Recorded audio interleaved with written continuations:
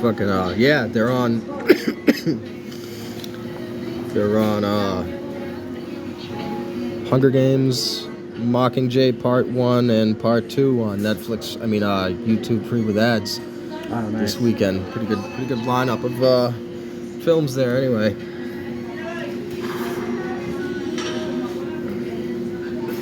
Dude, I love Chivalry 2 on Xbox Game Pass. Have you checked out Game Out at all? This will come into play afterwards. So slowly, and time can do so much. Yeah, this gets crazy, bro. I have no respect for Elvis Presley. Completely honest. Are you confused on if there's? Did you see? I want to Watch start out by this. saying I do not condone, support, or agree with any of the organizations or people presented in this video. It's for educational and entertainment purposes only.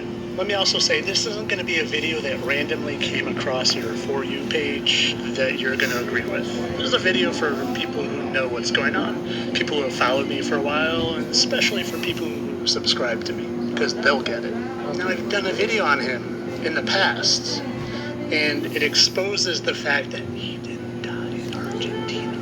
Vice President. Came over here to the U.S. and took on a I'm different listening role. to it. It's just Kinda there's some like every stupid update single thing on my one of phone these trying to get rid of. people who most of you think met their demise didn't. They just became these people. And I've proven that on all of them. All of them. Go scroll for hours if you want evidence. And yes, this side became this side. Go back to this guy, who I don't agree with his policies or actions or organizations. As a reminder, moderators, you see, I've done a video on how he became someone else. Someone you might not recognize, but you will when I do this. Fred Trump. But like I said, I've done this video. I've proven this. But lately, I've been coming across some information that makes me think that they don't ever know. So, if that's the case, and Fred supposedly died, where is he now? Where would he be now? Well, I just happen to be a big fan of the show Dexter. It's the only one I watch, and I think it's because he takes out bad guys, and I got a real problem with bad guys. See, when you start matching scars and birthmarks up, that's when it starts to go beyond, like, it starts to get into uncomfortable coincidence territory. I think it's all a load of crap. You think he's just trolling for views? No, I think people are actually mentally ill that they try to find those ideas. Looked like that. I couldn't help but feel like that looked familiar. But there's anyway, also, they tell us like, there the could be truth healthy right in speculation plain sight. about They make it so it seems what funny, so you somebody's don't realize it's the truth, but they're usage literally of just telling how us they the got truth to like where they're something. at publicly would be. But what I have to say is that I don't, like, it's not, it's like a blip in my imagination if I try to entertain that idea. It's just ridiculous. Like, I live my life, I can't just believe in that kind of stuff and, like, get mind controlled that it's real, because it's not. That's exactly how Hitler walked. Like, there's stuff that Now, these people don't pick up on that I pick up on. Frank Lundy, and Frank just happens to be of German That, like, origin. if they And can't he figure it is out, a then they serial killer just won't. hunter, and they love their duality. So where someone would be the duality would be hunting someone that was a. Like, But there's you don't people who think believe that in the fun just stops gematria. there, do you?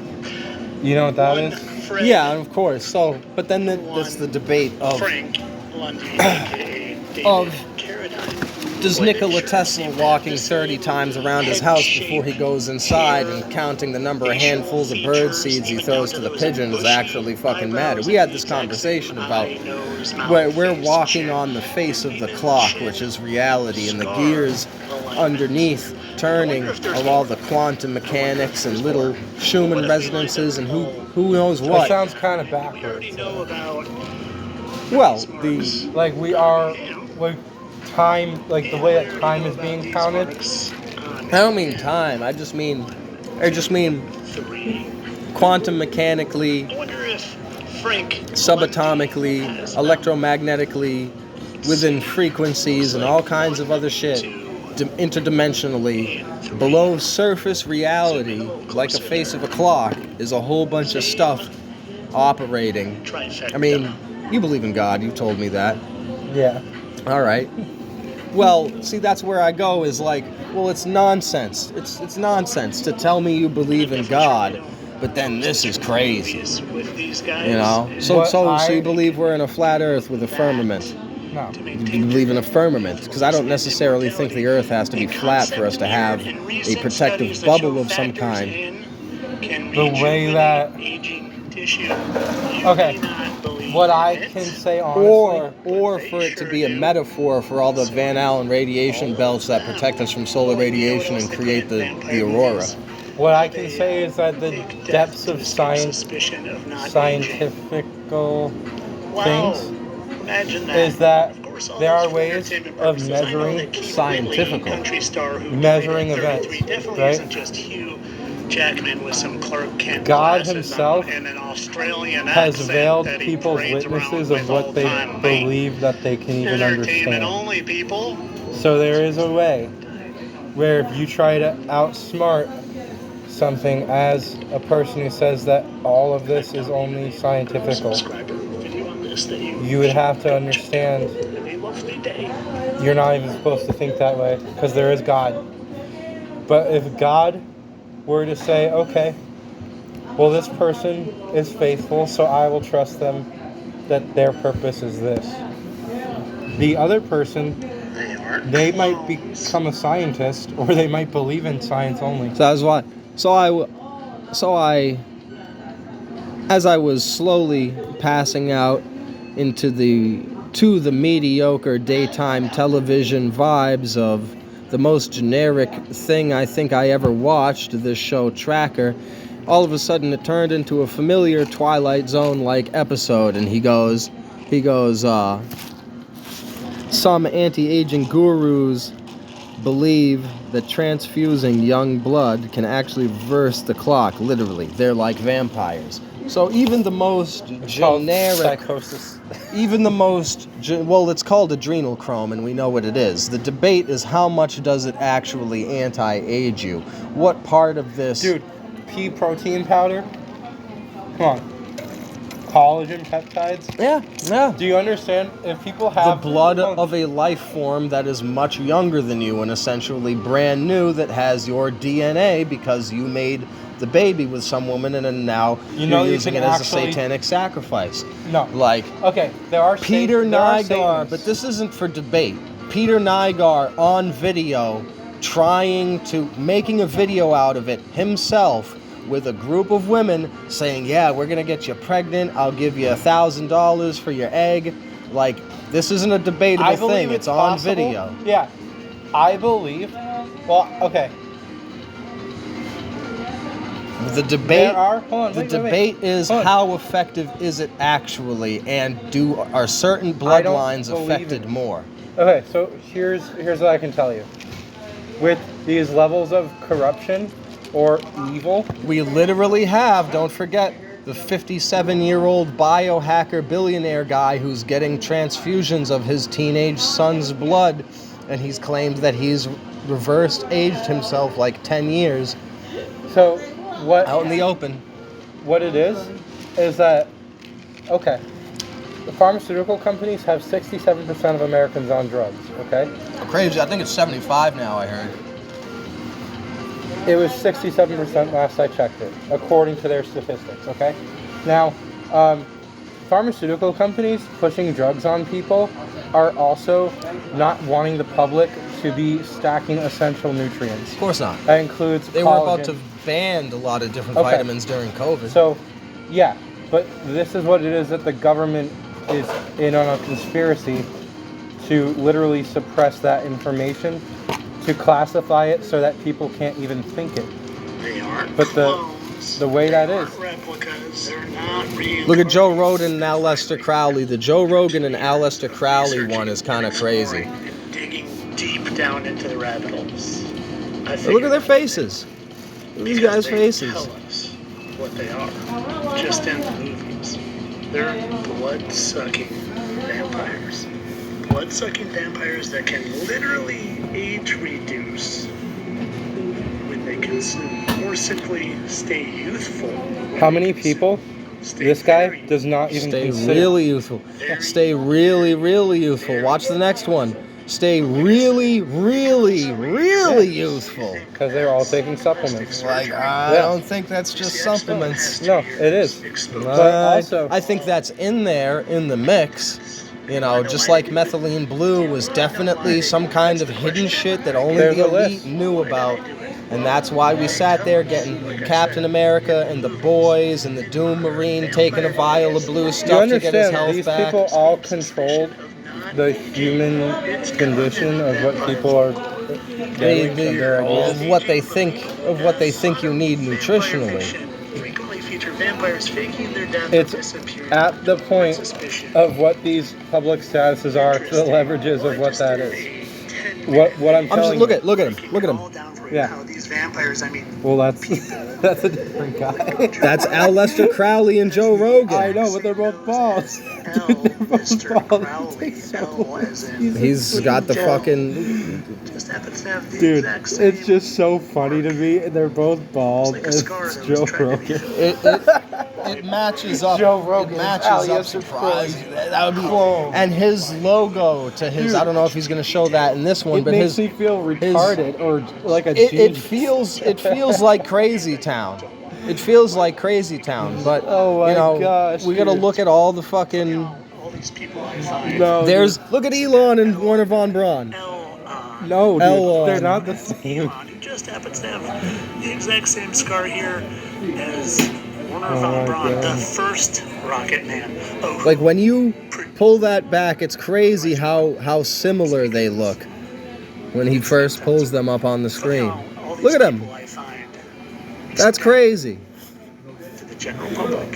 And I It's just so don't want to broken to me. because How is Werner von Braun writing that the King of Mars will be a guy named Dude, this Elon is in like his book? breaking my imagination with how. That's why I was like, I'm gonna cover it. I'm gonna cover it at least. I'll have the debate with people. My Joe question Rogan. was that like the crowd of people that have said for years and years that Alex Jones was actually Bill Hicks have always been around for years and years, and I'm pretty sure they were just like, oh, this is the faking your death so that you can be used for something else, ritual, da da da da, right? I wonder what those crowd of people because this is like a new thing. Like this level of it, right? You don't think Alex Jones has some kind of agreement with the government somehow about something?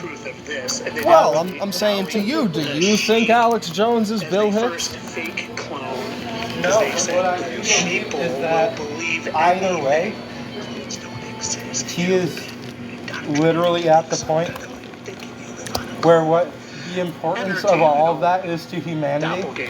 Like, imagine a world where Alex Jones never existed, right?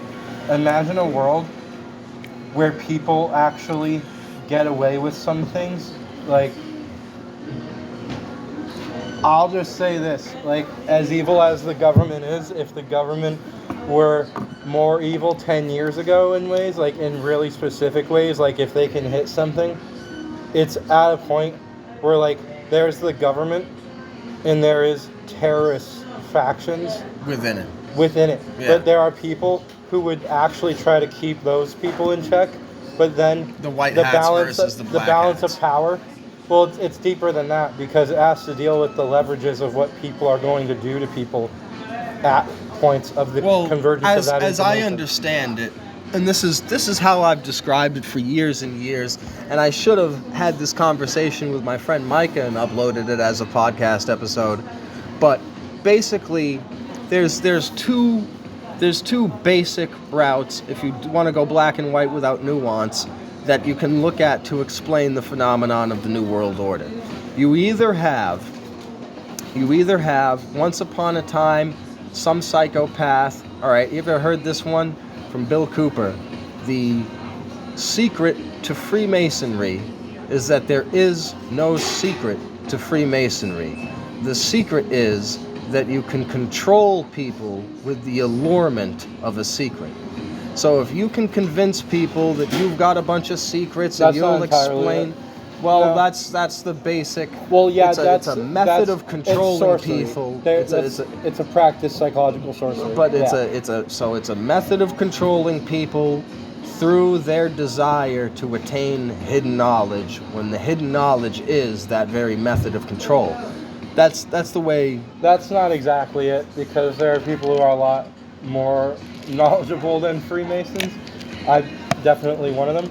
But if it's the idea that they can use deceitfulness to control the public information, then well, sure, you're advertised to join this order of men with the hidden knowledge in the libraries and the big fancy lodges because of the allurement of the idea that they have the hidden knowledge in their big fancy book-filled libraries. They also worship the sun. They also oh yeah have but you don't find that out until ideas. you're past the 33rd degree.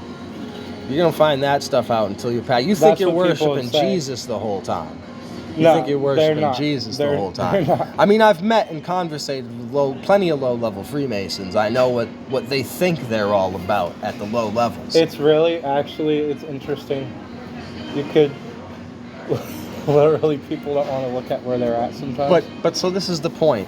You either had somebody like an Adam Weishaupt or whatever a long time ago come up with a system of control like that. He wrote a book about it. He made a little organization like Pythagoras had the Pythagoreans, and the whole idea was that the vulgar masses can't handle this knowledge, so keep the knowledge secret, right? So you have psychopath A, once upon a time ago, comes up with system of control, makes a group, writes a book about it. He has a secret society. That guy dies. But new psychopaths who aren't afraid to step on other people in order to attain a position of power, whatever. New ones come along, all right, and they read this guy's books and they add to it, and they either join the pre-existing organization or they start their own. This is how you explain this long-term New World Order plan being able to have stuff in it where they say, like in the letter that's kept in the around the crown jewels from I think it was Adam Weishaupt or somebody else that said, oh, the elite are going to have a world war. We're going to have one world war and then a second world war, and then in order to wrap things up and consolidate power, we'll have a third world war. And he wrote that letter before the First World War happened, right?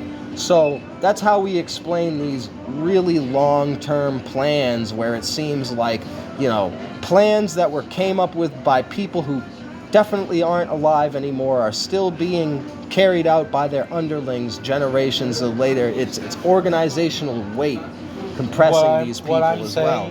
What I have to say about this is there is literally a way of fostering someone's opinion on fitting into the group of what they think that they're trying to join of corruption. Either way, the fact is that there is a way that anybody who thinks that they're being recruited to an evil organization could actually just be getting netted up in the idea of what they are delusional about. Well, but in short, though, it's like math. Because if you come up with a system of control that works, it's 1 + 1 = 2. It's not going to change. It's like math. So that's how it can continue to function with new people coming into the system. But what that entails is that there is an idea of somebody's imagination of what they believe they participate in, and then there's actual resources of power. Oh, yeah.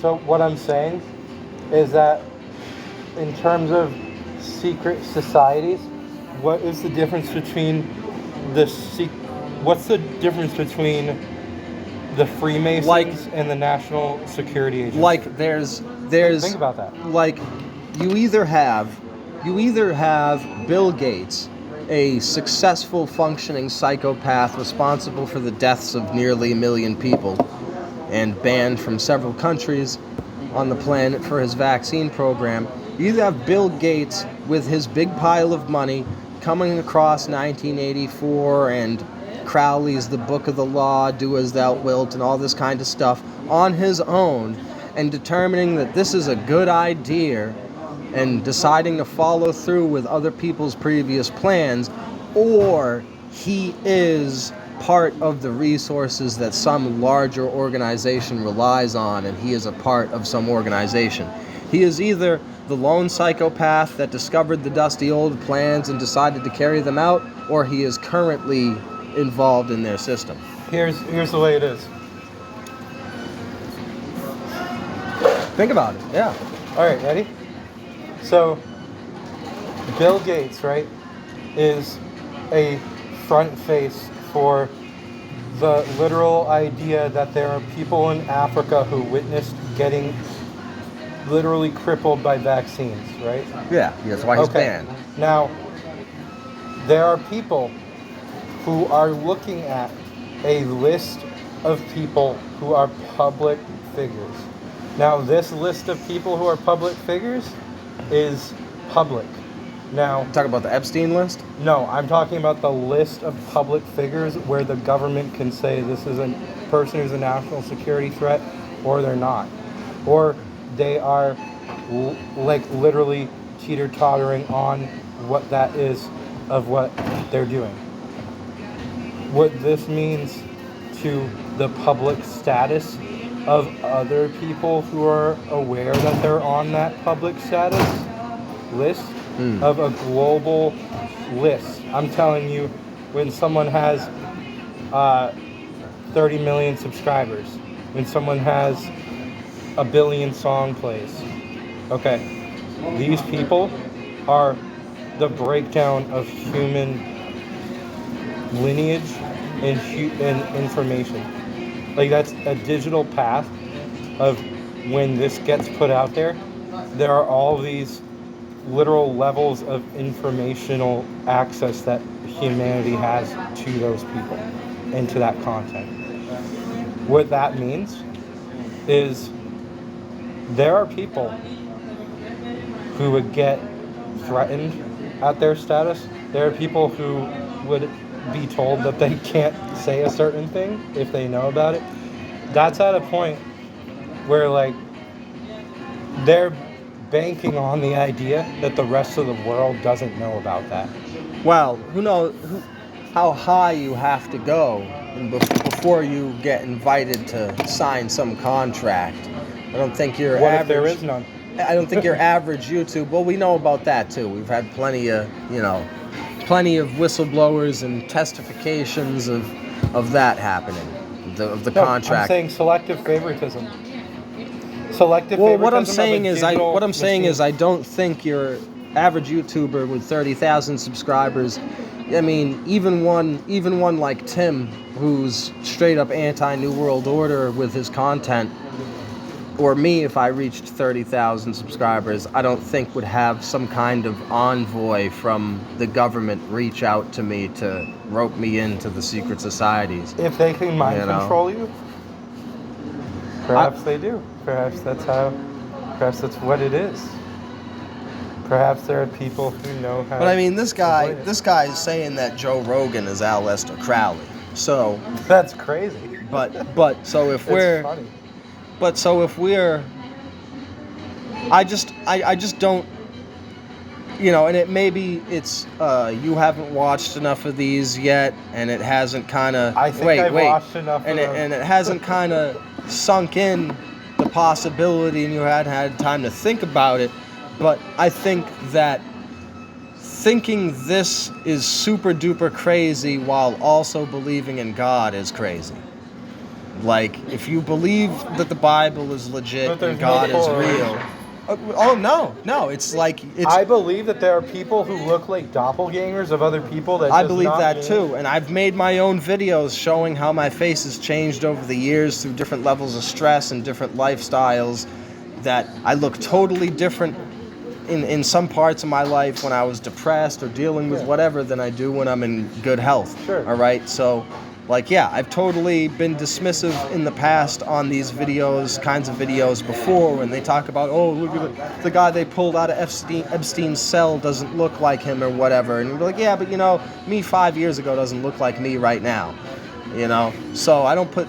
It's when you start going, oh, but look at these exact birthmarks and the cartilage and how this scar lines up and how it's all the same. What if God created a person and they had an experience of life that is exactly that broken down, so that when you say you don't believe in God, God has a literal laugh about Sure, what that is? but the point is that it's silly to grab onto the steering wheel and think the rest of the car doesn't exist somewhere, even if you're just walking around the parking lot with the steering wheel in your hands. And But you're implying that steering wheel belongs to that specific car or any car.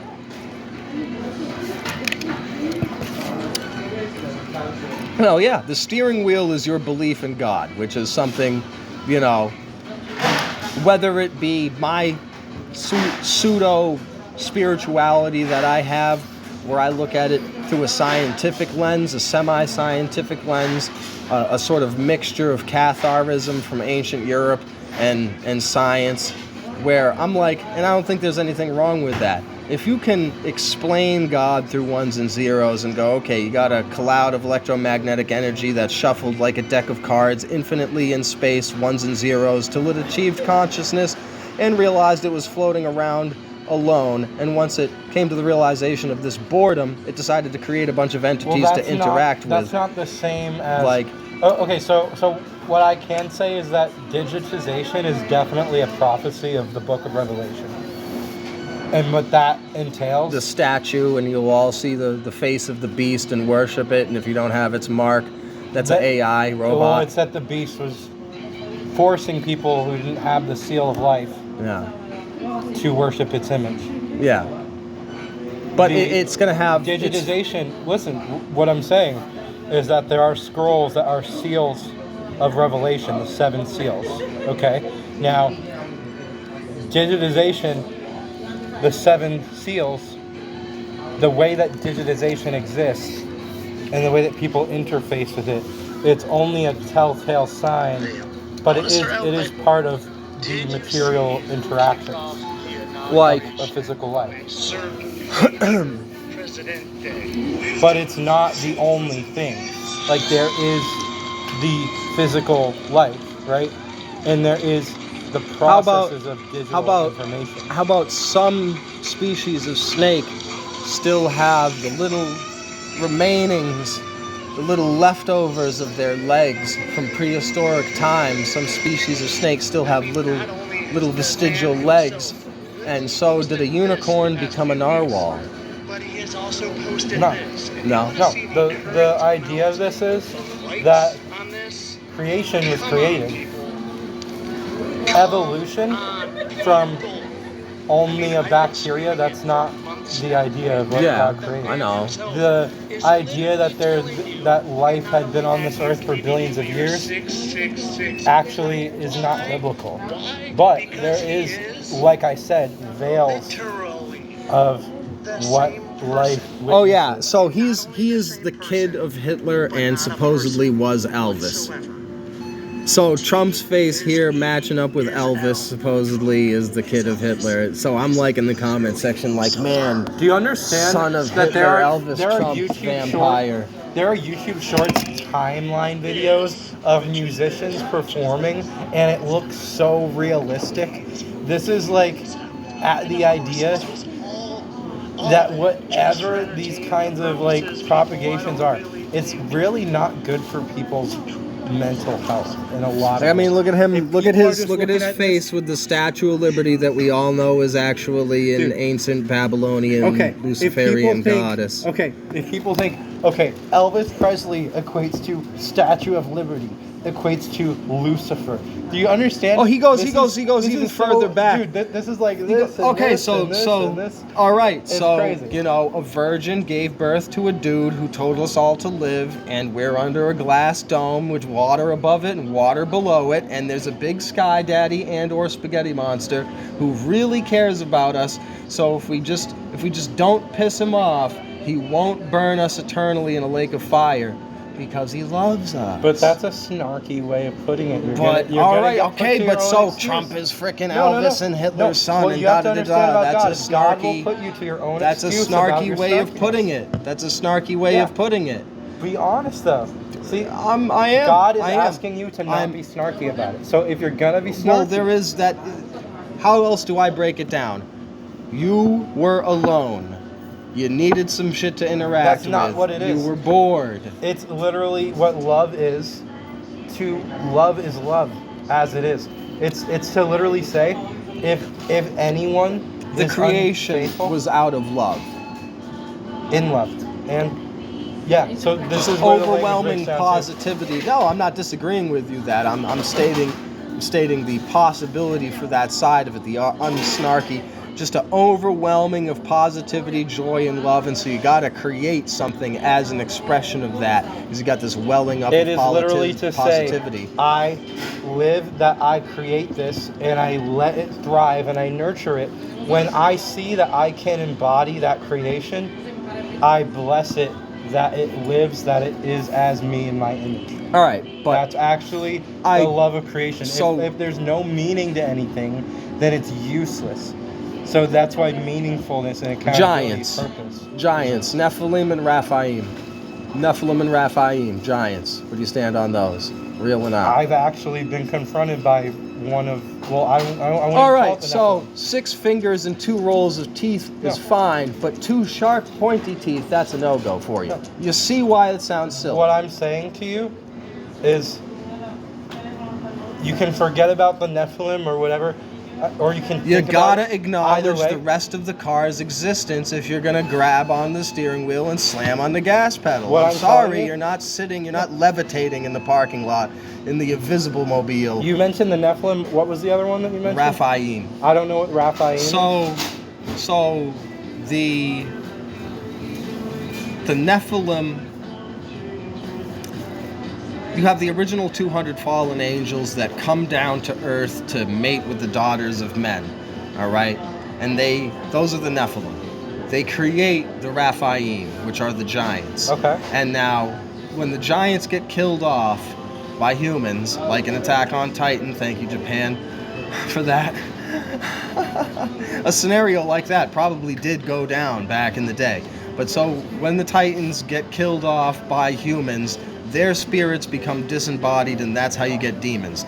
They want to possess a body so they can indulge in the carnal cravings. sounds like an assumption at that point. That's how it works. That's how it works. But Nephilim, to say- fallen angels, Raphaim, the giants, children of fallen angels, demons, the spirits of giants. I wanting read to part of the possess- Dead Sea possess Scrolls new talking bodies. about the Nephilim. There wasn't a lot. As far as the Raphaim, what you're saying is that when they were killed, I'm just that's saying where that demons came the, from. yeah, I don't believe in that at all. the word Raphaim is just describing the giant offspring of the fallen angels. Okay, but to say that when the giants were killed, they made that demons, there were spirit demons that came out that of it? that I don't believe in that. When Here's- wait. So the whole idea is that the giants' cravings for things couldn't be satisfied. They ate all the food of the land, and they destroyed all the women when they had sex with them, and that kind of a thing. They're evil, but They have what I'm these- saying, so you are that's believing why- in a nature Well, of an look, I'm evil. not saying I believe anything, all right? Okay. I'm saying to you that This this is what people were saying. This is the chronological, structure that I was given of how this works. That no human spirit dies and becomes a demon. That is the the hierarchy of demons is made up out of the spirits of the slain giants. That is my understanding so of easily you can, deceived. you can What say I can that. say, You can say that. If but, Satan, listen, Satan is a deceiver. but what I'm saying is that you're portraying the no, evil logic no.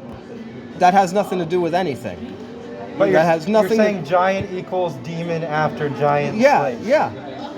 What's wrong with that? Because what that assumes is that this is inherently what that is.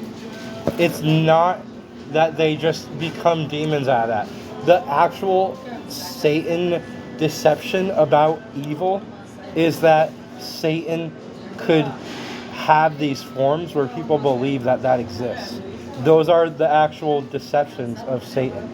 Satan has legions of the Antichrist. So those now, and the, demons, but people the spirit, trying to use human knowledge to spirit of discern the this makes no Antichrist, sense. the spirit of the Antichrist stuff. When you say legions of the Antichrist, that's just There is people. no spirit. That is just evil. people who rejected Jesus. Anybody who rejects Jesus and blasphemes and purposely tries to insult him is falls under the spirit of the Antichrist. There is no All right, spirit. there's no only. There's no. That's what it's called. There's no. They call it that, but there's only one Sure. spirit. No shit. But the vibe, if you want to even call it that. But my point is that nobody dies and becomes a demon. You might become an asshole ghost that haunts somebody's house, but you're not demonic. That's you're not also, a demon. but that's also stemming from human But imagination. none of that is the point anyway. The point is that look at how seriously you're willing to debate this mumbo jumbo with me while totally dismissing the possibility of vampire Trump Elvis Hitler. Because that makes no sense. What I'm explaining to you is that the methodology of the lineage of Satan, if you only listen, if you assume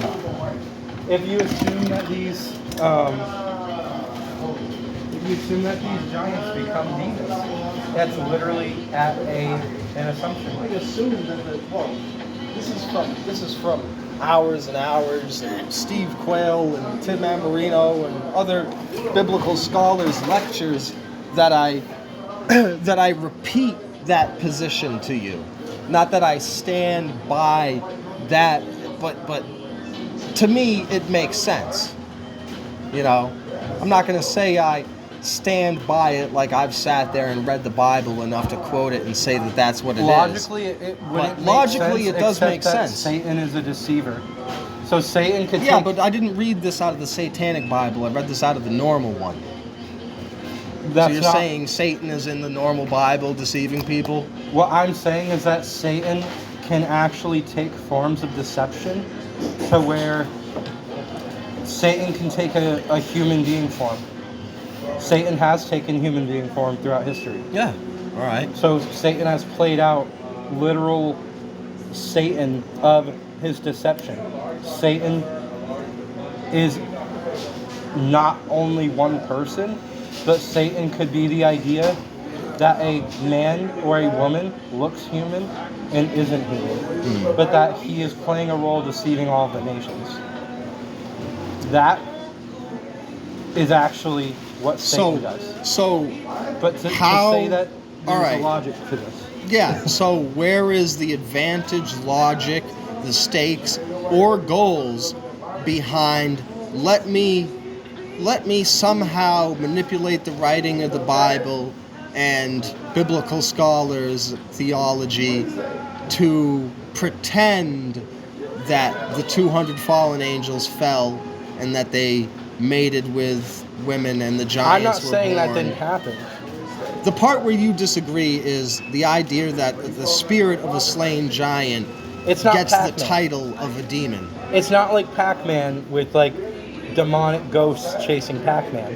It's literally the lineage of Satan is that he has created woe within hell. And he has tried to lead people into temptation to sin and into an inner evil. But what that actually is, people actually need to repent to receive salvation in Jesus Christ. The love of God is literally not separate from the love of Jesus Christ. The way that Satan has done things, this isn't like a History Channel explanation of what Satan did when he had demons. To say that there was a Nephilim, yes, there was. And there is. The idea that I actually encountered what I thought was a Nephilim is literally, I would be breaking my own imagination. I stood face to face with what I thought was a fallen angel, with eye sockets as big as like that. Okay, and it spoke in tongues to me in broad daylight. For me to just say, "Oh, that's a fallen angel," because maybe it was 11 feet tall, maybe it had a hellhound with it. If I just say, "Oh, that's a fallen angel I saw," how could it be? Wait, why am I believing that's it if it's just Satan? The idea of the deceptions of Satan is people will frame their ideas to say to themselves, "Oh, this is definitively what I do." Once again, I would think it would be entirely more likely that one of the numerous random slain giant spirits that people label as demons, like it is a entity that spawned out of nowhere, you know? What if? All right, well, wait. I think it's more likely that you had contact with a demon of some variety That's the deception. than the chance. The idea is, look, if people are going to believe that they encounter a fallen angel or a demon, Satan himself is already the deceiver. So if Satan is legions of the Antichrist, that is actually Satan of Satan. To try to say that we're dissecting a worldly knowledge, to say that this is definitively the fallen angel. Who has that spiritual knowledge except for God, or except for whatever Satan knew about what he did, if he knew it? Well, all the ancient descriptions of so-and-so. Those could be illusions. It's as real as what I could tell you. Is this Satan took a human being form? No, but I'm saying in the ancient descriptions, we kind of have an MO for the fallen angel. Lands in a civilization that's pre-existing at a certain stage of development. Exist, right? Yeah, I'm not saying they don't either. But how is a human being to tell the difference between a fallen angel and Satan? They can't. There's absolutely no way that a human being, just on their own idea, can differentiate between a fallen angel and Satan. But I can tell you is that they do have, Satan himself has deceived people in I think human being Satan form. would be a little bit more Satan-y. What's that supposed to mean? I think he'd be more subtle. I think a fallen angel would be liable to come off a little bit more grandiose, like prideful? Yeah, like Satan is prideful. No, I mean a fallen angel. One of the lower rung on the ladder entities would come off with a bit more show and bravado when they show up. Like this guy, Nathan Reynolds, described seeing Satan when he was a kid, and he just appeared to him as a older gentleman wearing a black suit. Whatever that is, like, I don't just automatically believe that's his. Yeah, I know. I'm just using that as an example. I would think you would be able to, if you were, maybe if it was your first time encountering something paranormal, but if you were somebody well-versed, like I don't think Aleister Crowley is mistaking random poltergeist for demon for actual Satan. Right? I think he would be able to tell the difference to some degree. So, a Christian has spiritual authority over Satan? A Christian has spiritual authority over all demons too. So the way that Satan could approach a Christian is You're going to deceive. You're going to be like a vampire. You're going to ask for permission to enter. Well, it's literally at the fact that God himself would have to allow that to happen if he does.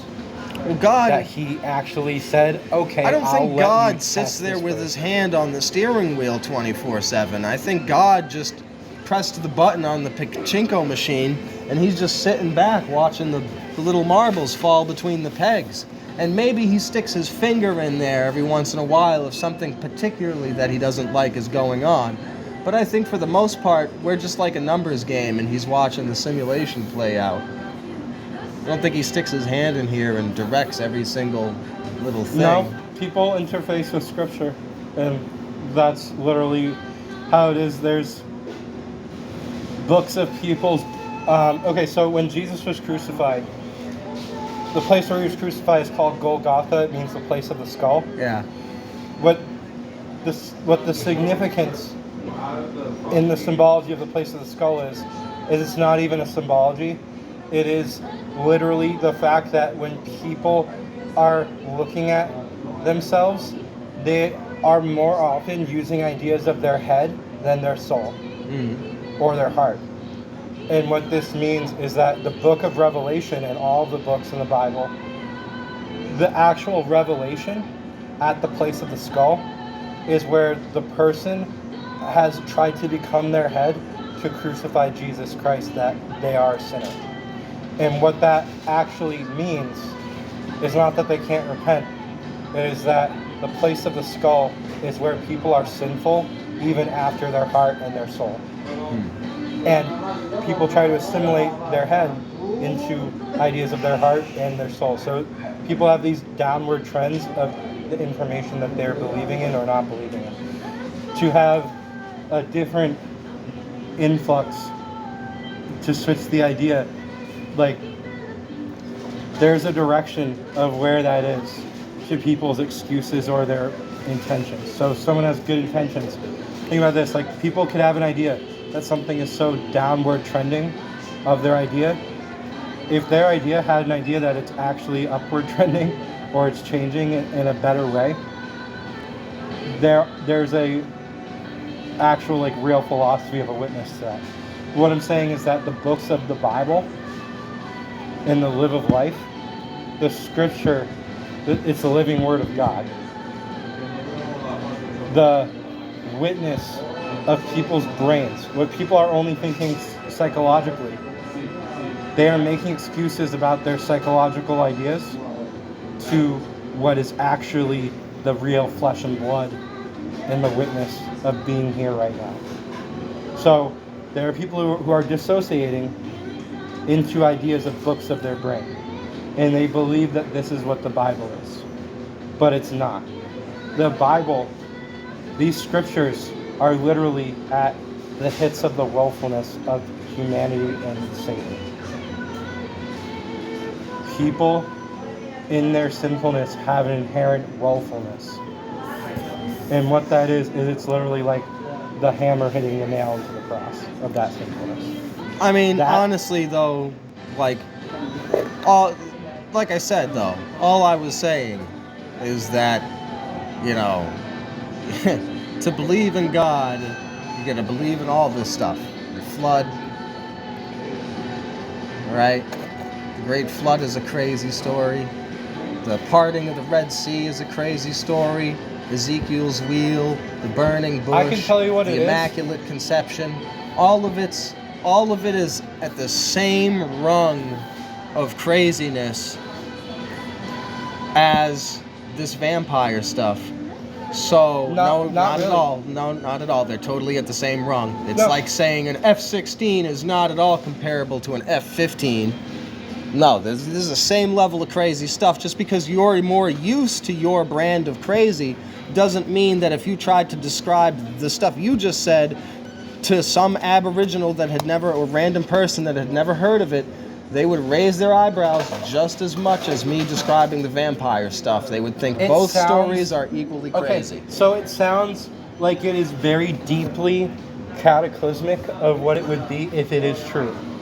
Because what that means is that God has directly intervened, or not even just intervened, but God has caused this event to happen, or people have rebelled against Or God, God has or He blessed allowed it. it to happen. Yes. As a test. But ready. Because this whole thing is a test to develop What us. is We've it? got to resist against this. Ready? What is it that people have a literal prophecy that is sealed in the book of Revelation, that when somebody reads some of these things, they think that it's ridiculous, or they think it's unfactual, or that's not true? What is it also? That actually having faith in God, I've had faith, and I've had it literally revealed to me that God can do anything that God can do. So that's actually what it is. But hold on. But he operates on his own little rule book of stuff. Otherwise, he would just clap Bill Gates immediately. Bill Gates would be gone. The World Economic Forum would get hit with an asteroid. This is where there is literally a convergence of life and blessings. And what I actually believe is that there is so much stuff in the Bible that would actually be Jesus walked on water and divided the loaves of bread and healed people and cast out demons. Okay? I believe in all of this. What I also believe vampire. I believe a biological,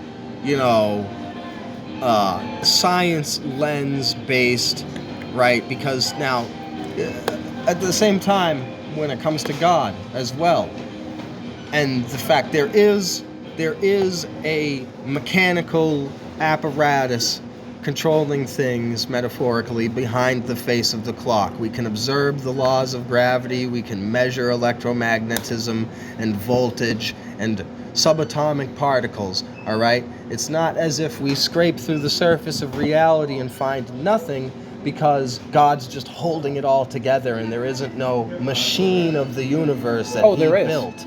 There is. Yeah, so that's part of what I'm saying. But what I'm also saying is that the laws of physics can actually be bent in ways where the literal, okay, they can be actually at a point where the actual design of what people perceive as the laws of physics is actually that there is a stabilization, but that I want to call it intercession of God upon the earth. It's literally... You get what I'm saying with the other scenario. You just go to look and examine stuff and running experiments, and there's nothing there because it's just magic. It just magically it all works because God made it. Well, there's a reason and a purpose for how that would happen, or... Like you use a electron microscope and you zoom in and there's no subatomic particles and no quantum mechanics and no extra weird stuff going on, spooky action at a distance, string theory, none of that. Well, people try to isolate that. That's the thing. When people are trying to isolate that, they're trying to say that they're observing an isolated incident, which is not actually even possible. Like I'm saying, that's like saying that logic is not consistent, because logic actually is consistent. When you get to the small enough level, I forget what I was listening to. Even as small as no, I just mean laws of physics breaking down when you get to small enough particles. Yeah. But even as small of an observation as they try to make it does not break the logic. Well, yeah, no, I'm saying creation. I'm saying God isn't just floating around with his feet up in the parking lot. There's a car that he made, and he's driving it. He's not just, woo. I'm looking at this very literally. Like, I feel like figuratively, it's... I don't want to... When we do science experiments, we're checking the oil and the radiator fluid pressure and the fucking temperature and the tire pressure. You see what I'm saying? And these are the science of the universe that we can witness. Okay, so measurement. Right. Okay, so measurement, sure, there is actually the blessing of having a witness of a nature Yeah. of a happenstance. I could agree Okay, with that. so- That could be counted as a but- blessing. Yeah, so that's actually the design of the creation. So there is an observable mechanism that is actually Yeah. the blessing of how the creation is, right? Okay, but what I'm telling you is that the way that God lives through us. But so is- look, in that same way, in that same dynamic there that I just described and you're thinking about now, I'm saying the supernatural. I'm not talking about the supernatural ghost-like movie vampire. I'm talking about the idea of what you would have in a more realistic movie, where it's just some guy whose bloodline or for whatever biological reason consumes blood. You get what I'm saying? Like a more grounded, gritty, down-to-earth vampire story in equivalency, right? So what I'm saying is, if Bill Gates and Epstein and all these guys drink blood and that has some kind of reducing their aging factor, that is a lot more believable. Like if you're gonna go demons exist, this ethereal spirit thingamajig made out of unknown energy floating around, right?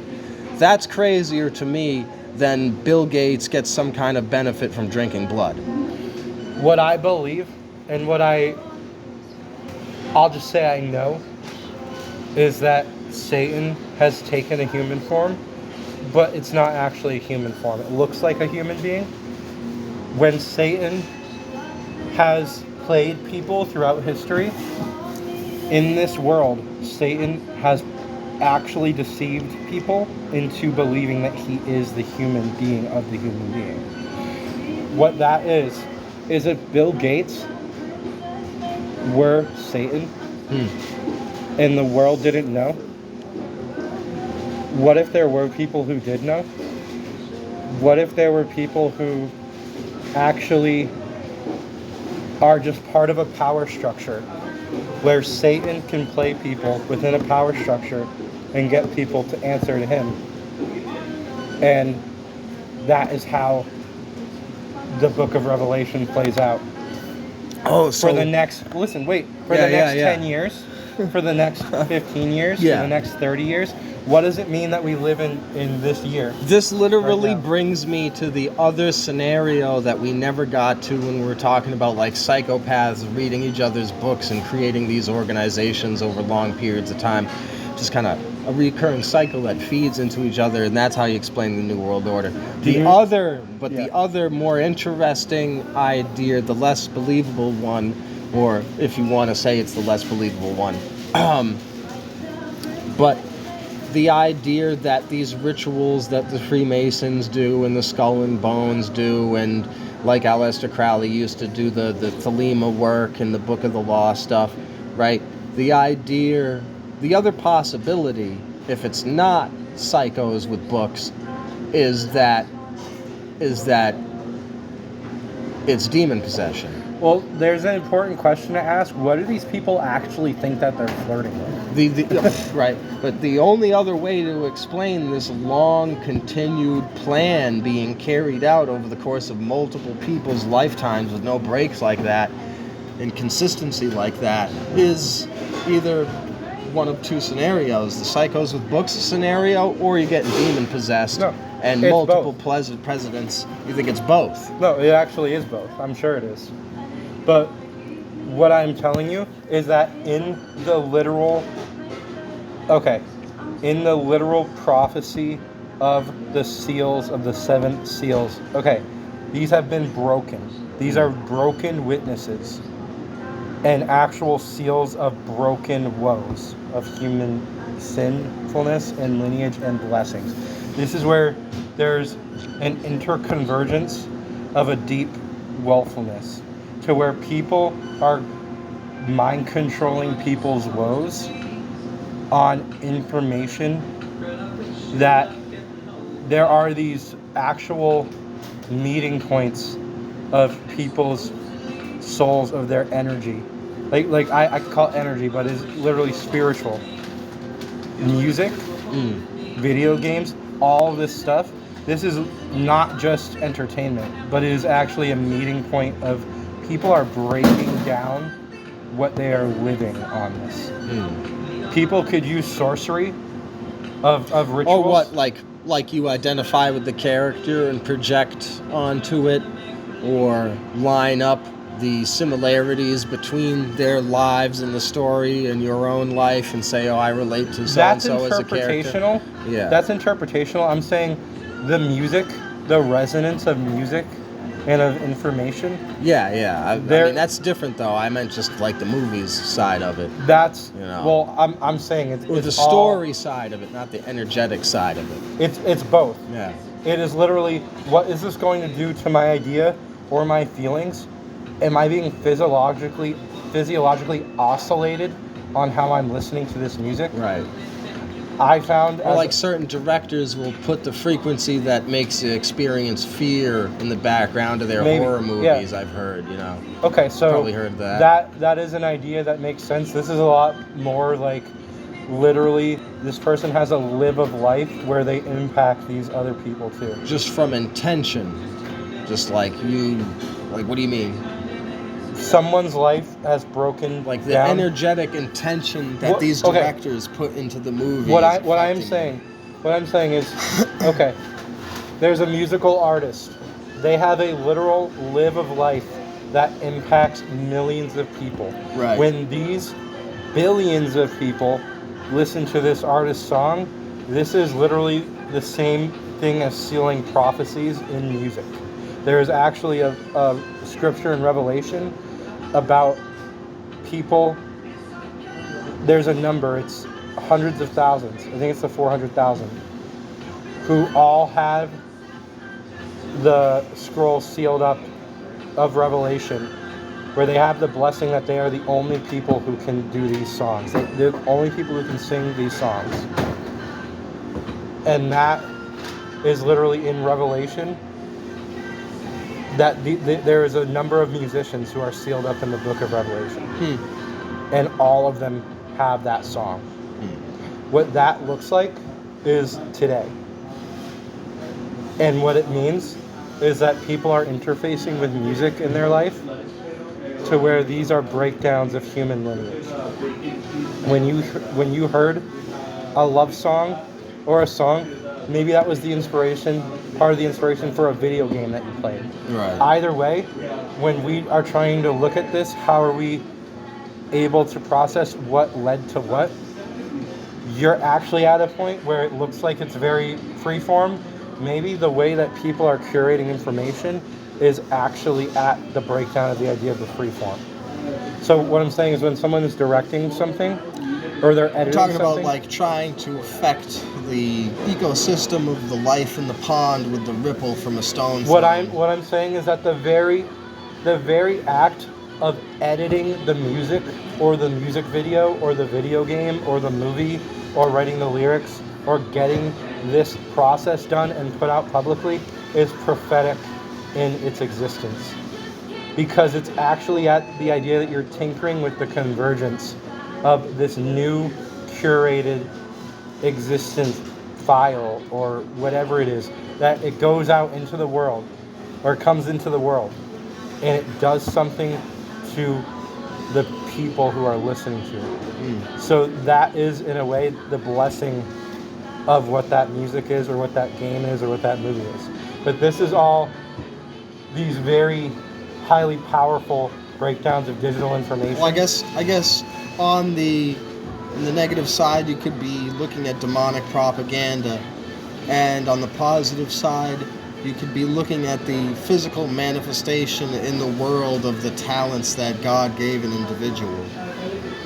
Yeah, but what I'm saying is that there are actual spiritual hits against what should have been or what would be.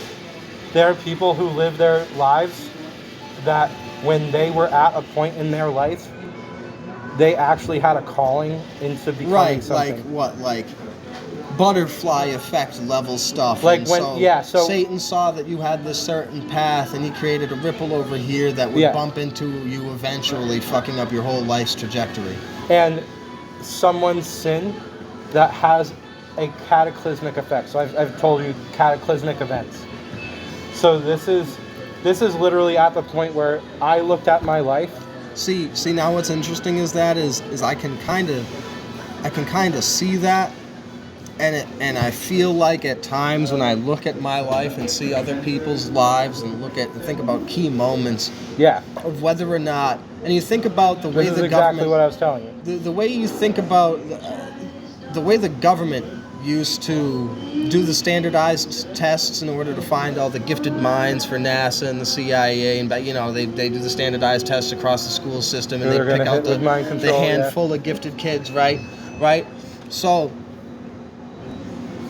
under the guise of demonic influence, it's not that outlandish to me to suggest that on almost, like, we all have social security numbers, we're all in this system, and just like that far-reaching system that affects and manipulates people's lives through the school system that far back, and that personally, like, maybe they are really... If mind control, hold on, right? But wait, maybe they are really subtly doing manipulative things in the background that fuck with all of our lives. That's what the nanotechnology to prevent our reaching our different goals. So ready?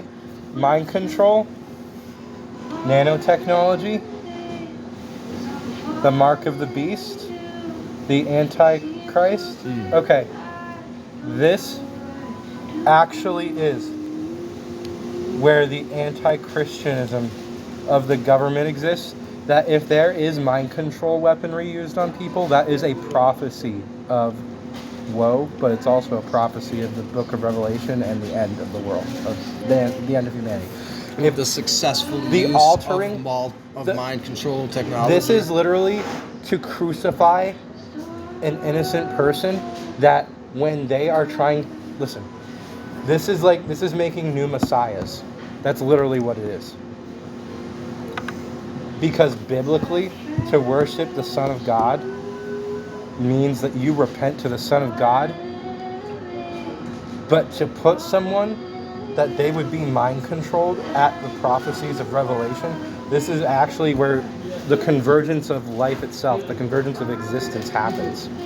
So people who do this have to actually account for the fact that they either denied the Holy Spirit, which is an unforgivable sin, or they crucified their victim to where they have to beg this person for forgiveness. And that's what it is.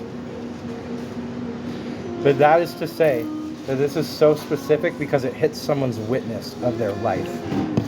To hit someone's witness of their life is interestingly at what it would be to repent to Jesus, the Son of God. So that's what I'm saying, is that biblically, the person who hits someone on mind control and sorcery is at the point where they have to account for what it is to crucify the children of God. Not only Jesus, but the actual entire kingdom of God.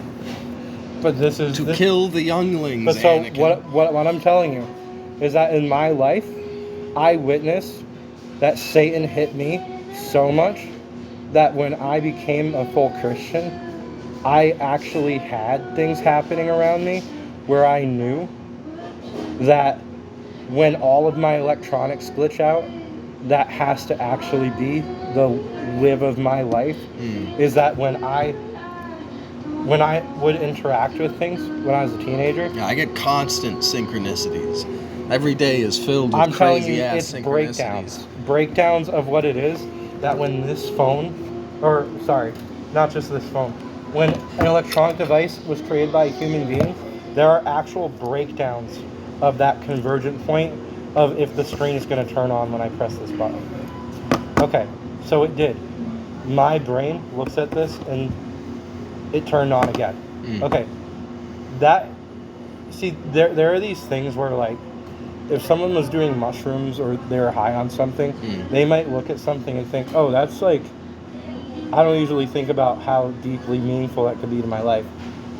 But there's all this stuff happening, right? What I'm telling you is that there is actually, when Satan attacks someone's convergence of their life, I'm saying like being a baby, growing up, getting through your preteens, into your teens, into all this. Okay. Somebody could actually be at a point where they are not a blessing to people, but they are a curse to people. If they are a curse to people, Satan will use that person to be a curse to people, specifically a Christian. A kid who doesn't know what their calling is to be a Christian could be hit by Satan by proxies. So demons possessing people, it's basically it's like unholy proxies. When people hide their deceitfulness and they have an evil agenda, they are actually, they might think that they are handling some kind of advanced information of what they know. They are actually the fool because they cannot tame the beast of what they are playing into. But I'll give you an example of what it could be. That if the government is hitting someone with mind control, it's not only the government that the government is. The government is a generic term. The ideas that people believe is the government is actually only their own idea. There are facts and there are events or cataclysmic events and things that happen around that. If people do those things, there is already, I don't want to call it like a seed that's sown, but it is that Satan knows what he is going to try to do to put an obstacle in that person's path. So if you look at your life and you think, wait, there are things that added up that seem cursed. When I got to this place, because I didn't resist this evil, there was something else waiting for me. Who was I going to be if I didn't get scammed and put to being homeless? Yeah. Where there was a guy life waiting for me who was... where there was a fork in the road. Yeah, where somebody threatened to slit my throat, and I got human trafficked when I was, it was like 2017, 2018. Damn. I was put through a Department of Homeland Security human trafficking hit. Okay. That's my real life. I've told you that now. Okay. So, what does that mean for anybody involved in that? People who know that, they actually are at a point where me being a Christian, why is it that I'm a Christian that these people do it to? If that is what it is, that I call them the Antichrist and they don't feel any remorse, or they don't say, wait, he is a Christian, how does he know that? Like, what is it that this is the target? See, that's something that I lived my life where even before that, I saw all sorts of satanic stuff happen. Weren't you not fully one, identifying as, like were you not fully one at the time when that happened? Was I not fully aware? Like a Christian and on this No, level I already of stuff was. At the time that happened? Since I was 15, I was a Christian. I was put to a military intelligence hit against me when I was 14 years old. I was lied to that there was a that there was a zombie virus. Oh, yeah. I had friends who were Army Rangers. I actually got to a point where I confirmed the human experimentation programs existed through another group of friends. There was one group of friends that was a set-up intelligence hit. I had another group of friends who were then gag ordered after they confirmed what I knew. And that is when they actually all broke down, that they were like this and this, and they went like this. And then for the rest of my life, I've been hit since then. All sorts of shit.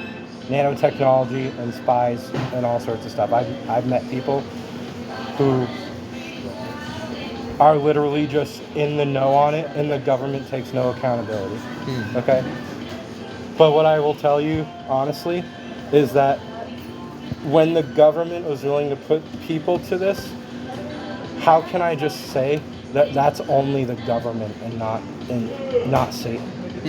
Well, that is the interesting question at the bottom of the rabbit hole, isn't it? Once you've passed through enough dimly lit corridors and smoke-filled cigar rooms, people are trying to orchestrate human existence. At what point do you reach the crystal ball or the little demon doorway where the entities come out of or converse through?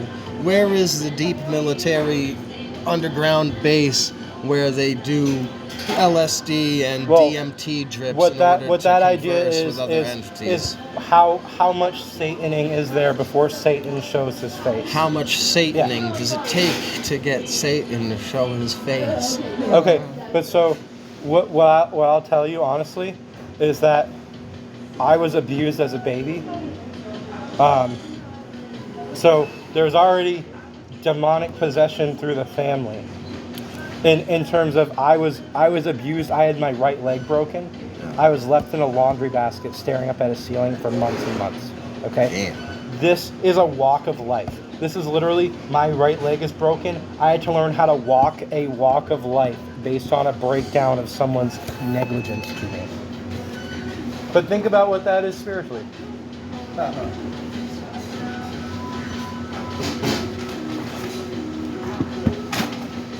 Then there's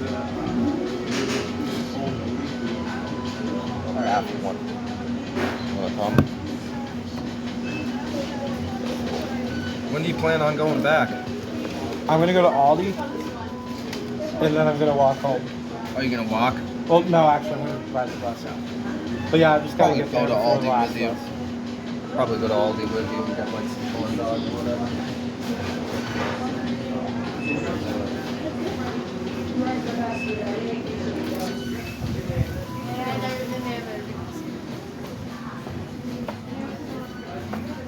So I'll explain this.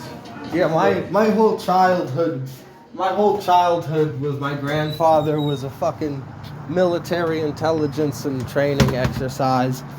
You know, I was basically an Air Force brat without the living on base and moving around part, just because he was fucking retired. But And you took an interest in learning things like what that means. What everything means. I credit my thirst of knowledge as like a runaway chain reaction that occurred because at one point in my childhood, my grandfather just never gave up on pulling the ripcord to my brain, just sitting me in front of the History Channel and let's watch some interesting shit. Ooh, I used to watch the History Channel, Military Channel. He'd be like, you know, I was at that Air Force base in 1940 and da-da-da-da, and we did this, you know, that kind of a thing. But,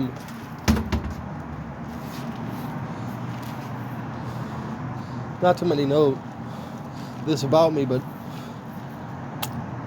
I was abused as a child too, like fucking coming out moment, huh? My fucking dad, this is a crazy one, you can say what you want about this. My fucking dad was a schizophrenic who thought he was the reincarnation of Jesus Christ, and that he needed to beat me daily to remove my original sin. I needed to be flagellated daily to remove my He thought he original was sin. something, there wasn't Jesus. He thought he was the fucking he you know, back in like the 80s and 90s or whatever. This is where names not only being aliases really matters. Well, his name was fucking Carl, so I'm not sure. You know, I'm pretty sure nobody fucking says hi to Jesus up in heaven by saying, "Hey, Carl." You know? Nobody's sipping water by the bubbler with Carl. Well, there's some Christian named Carl. Yeah, that's what That's what the JC stand for. It's just Carl. Don't need to fucking go extra with it. But he thought he was the reincarnation of Jesus. He was beating out my original sin. And I suppose, if you think about it, in a previous era of awakening and conspiracy, back in the 70s and 80s, tinfoil hat, guy with long hair on LSD, hey man, the government's microwaving me with satellites, man, level of conspiracy time period. You know, back before, like, we consider ourselves now to be in the Great Awakening, a period of time where most people, when you walk down the street and you ask them about shit that the government does, they have some level of distrust about the government, and they know some level of stuff about the evil shit that the government does. Well, that's also where poisoning people mind controlling people is effective. I experience all kinds of borderline paranormal synchronicity type shit all the time. We were talking in one of the previous videos about Alex Jones waking up in the middle of the night and he's like, God woke me up in the middle of the night, told me to go to the bathroom and take a piss and then check my phone, and that it would be 3:11 in the morning when I checked my phone, and it was. And he does this over and over again to pound it into my head that he's real. Like, watch, go do this. Oh yeah. I'm gonna do this, and then it's the exact same thing. I remember exactly that. When he said So maybe my dad ran into that same kind of a phenomenon, and in a lower level, less mature understanding of it all, somehow deluded himself into thinking that he was the reincarnation of Jesus or some shit. Okay, well, I definitely could see a way that it's totally separate events, but also the idea that Alex Jones is a Christian and your dad actually wasn't. But here's what I'm telling you, is the Satan hit upon a person whose purpose is to become a Christian. From the beginning. From the beginning of that. Because your story of shit is written already or whatever. There's prophecy of revelation before people were even born. And when whereas Alex Jones likes to say, before God even put your soul in your body, he knew you. Okay, so the truthfulness of what this is, I can say there are blessings in my life. There are times where Satan hit me with persecution through proxies that he has of people that he would use. So I lived in an apartment where there was a woman, her name's Marsha. Marsha. And she would smoke cigarettes and drink alcohol. But she was a babysitter. Can you hold that thought? I'm going to use the bathroom. Yeah. I got to use the bathroom too.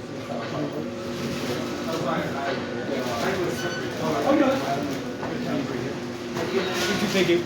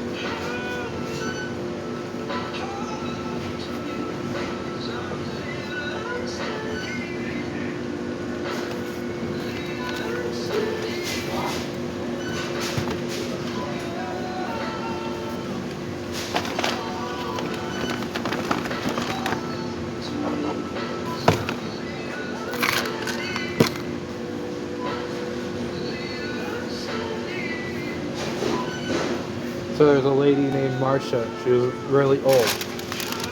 And she would smoke cigarettes. And she was an alcoholic. She'd drink a lot. I don't even want to call her an alcoholic. She'd get drunk. Yeah. Okay? See, there's these terms that feel like euphemisms sometimes. Yeah.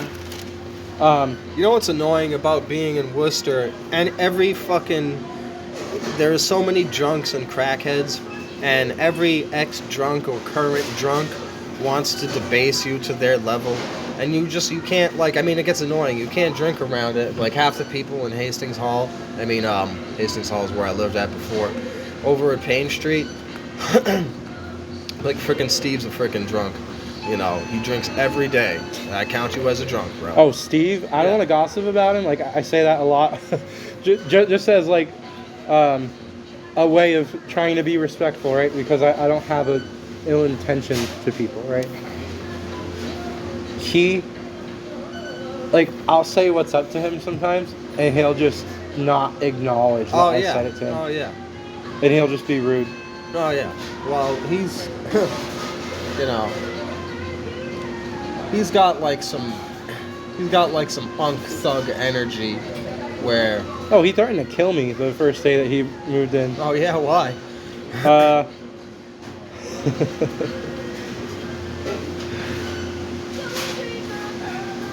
I told him that some people steal from the freezer.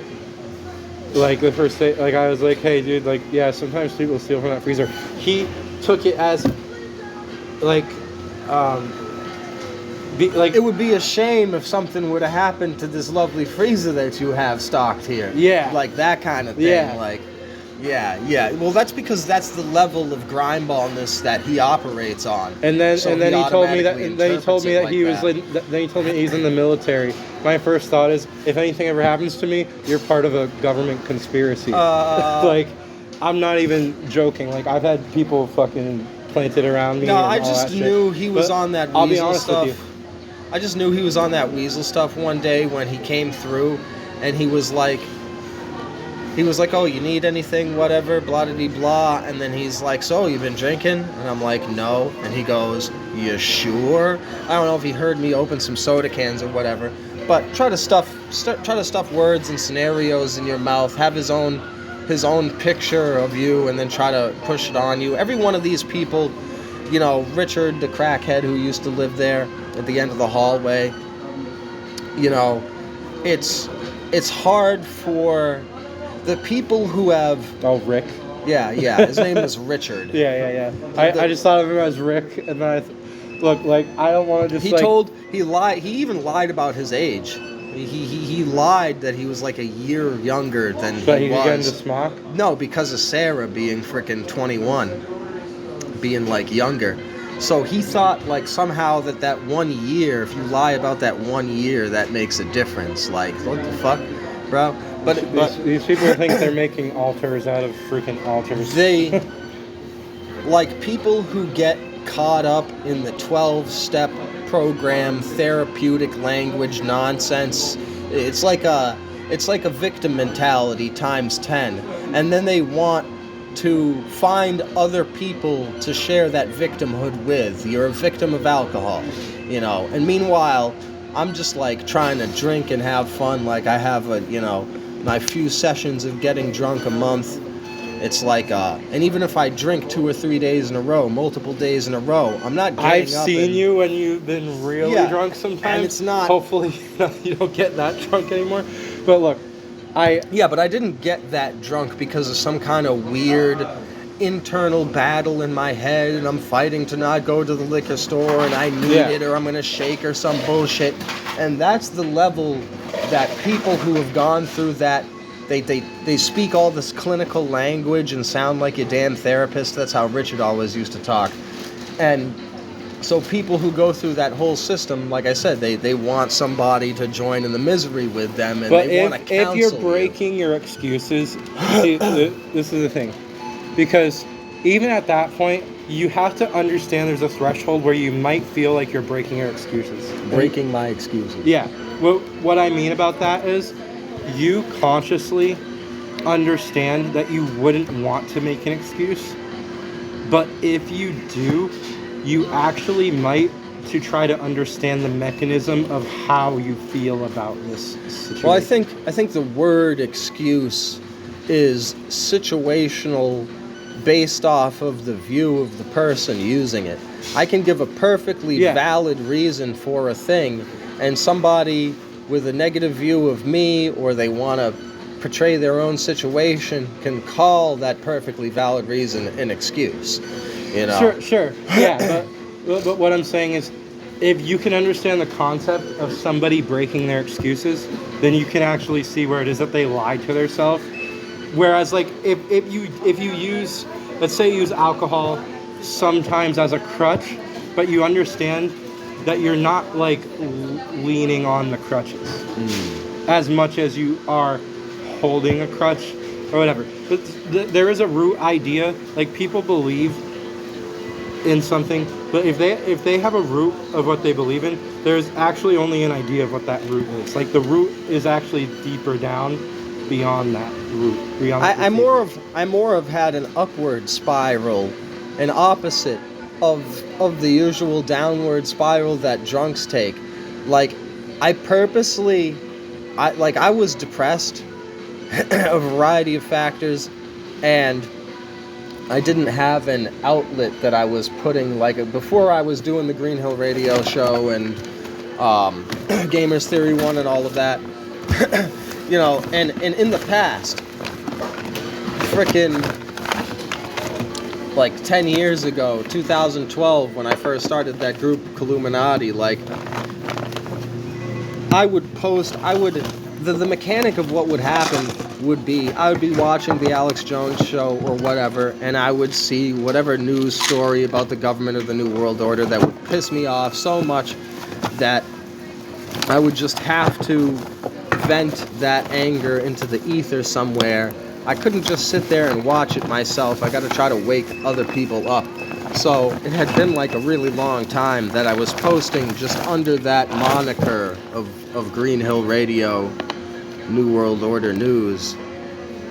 And so I have like an outlet to put my energy. It may be slow, but I am, you know, progressing towards my goals in life, you see. Yeah. And but so drinking, I kind of just like I went into it thinking about literally all the stereotypical movie characters I've seen over the years that get depressed and then get drunk and then get a mixture of rowdy and disgusted with themselves and be all like, all right, that's it, I'm gonna, you know, get stuff together and da-da-da-da, like have a workout montage and shit, like a, you know, the Punisher movie, or just insert character here, right? And so I ended up like getting into different music and getting into singing along with rock songs, which I never did before, and I started having a lot of fun with it. Just like, I don't know, I can reach certain tones when I'm drunk and I have less inhibitions and hang-ups about myself. Like, the alcohol does relax your throat to a certain extent, and you can sing a bit different. But so it was like a upward spiral of, I had such a good time. I started off being depressed, and I had such a good time and built up confidence over the drinking period of time that I was drinking, and during that period of time started the group and got an outlet. Well, I think alcohol also, I'm pretty sure it affects your serotonin release, which is also like connected to your melatonin. Yeah. But also dopamine release. So like, I take kratom because it helps me release dopamine. Yeah. I was actually getting dope sick for years because I didn't take kratom. Huh. So like, because I've had emotional trauma and psychological trauma, right? But that lack of release of dopamine was a serious problem to me, where I was actually at a point where I was starting to not be able to move. Yeah. People who are doing like crack and hard drugs or whatever, they are trying to get a high that is so not what it is to just, if you were to, yeah.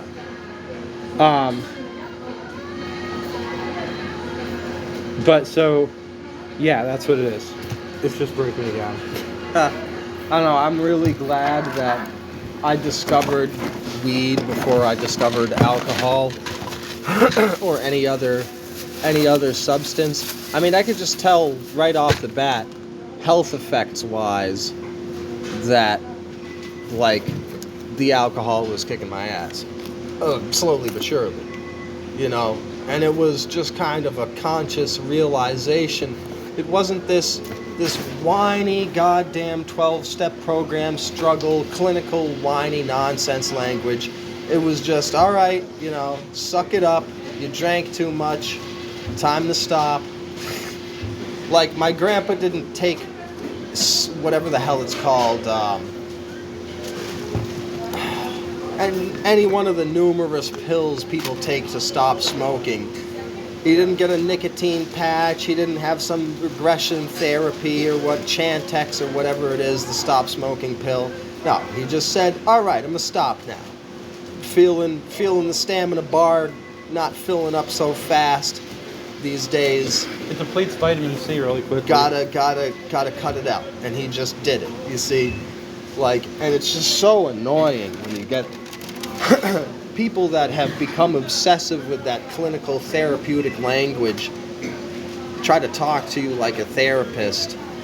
They try to put themselves in a position of being a rock in your life when you're just an addict who wants me to be like you so that you have another viable resource to tap into. Yeah. But yeah, I just kind of, you know, it's like the guy in the movie, it's like Chris Hemsworth in the movie Rush says, talking to his rival character. His rival character's like, there is a 20% chance that I will get in an accident when I get in my car. I step onto the racetrack knowing this. If the chance is higher than 20%, then I will not drive. And Chris Hemsworth goes, don't bring the numbers and the statistics into all this shit. That ruins it. It takes the sportsmanship and the fun out of it. You know, Well, it's just a confusion of an idea. I mean, other than like the one time I took Abilify. I was prescribed to that. Yeah, I was prescribed that when I was a kid at one point. And that was the worst experience I had ever had.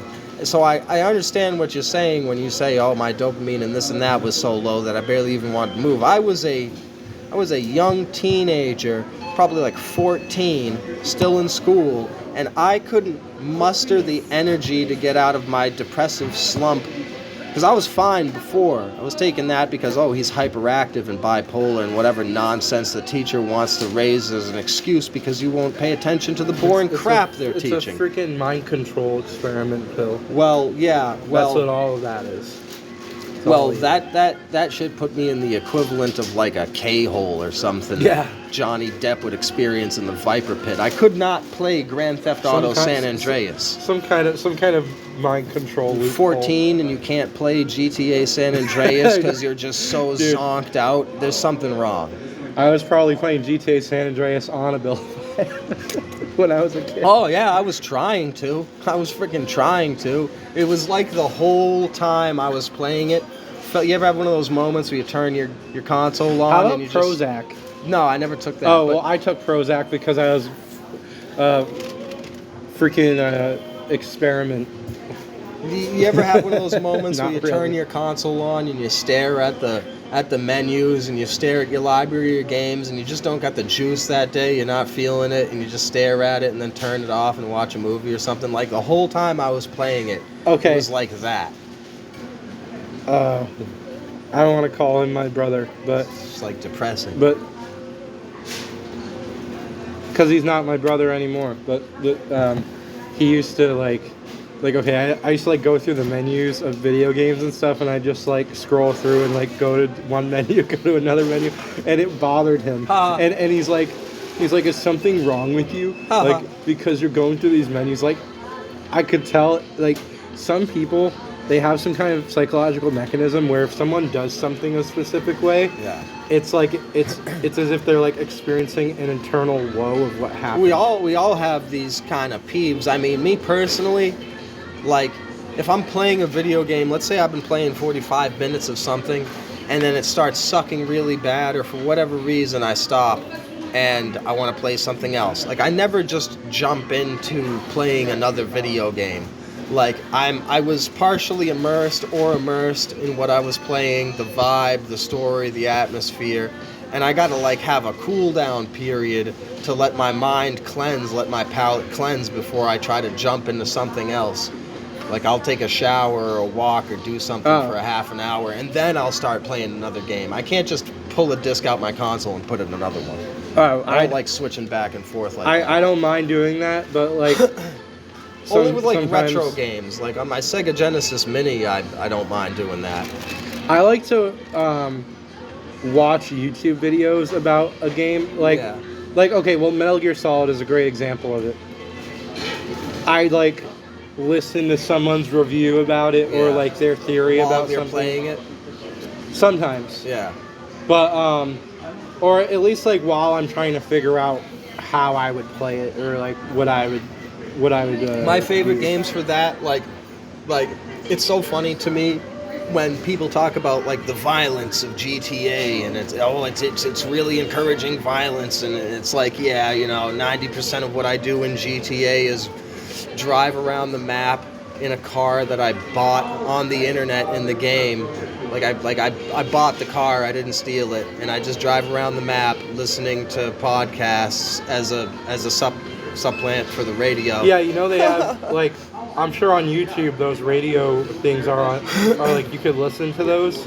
Well, I'll listen to I'll drive around and listen to the Alex Jones show and just like customize my car and just buy different cars and customize them. Dude, imagine if the Alex Jones show were in GTA 6. It practically is. There's different shows. I can't remember. I think GTA 4 had one on the TV that was basically him. Yeah, like they're based on the idea of something like Alex Jones. Yeah. But like what I'm saying is, what if there were a way where they had they have actual podcasts built into that? They have features and games and services where you can link up Spotify to your Xbox or whatever and play the music off of Spotify in the game. Or like the 360 back in the day, or even the original Xbox let you import music and then play it in the background while you're playing games. I'm just wondering what they would do for marketing, like if they had a band that, like there's definitely some artists that are like trying to get that spot in GTA 6. Literally, that song "Illuminate" from Absol and Kendrick Lamar was made, and a couple others. That "Illuminate" song, I can sing every single word of it too. That's what's funny.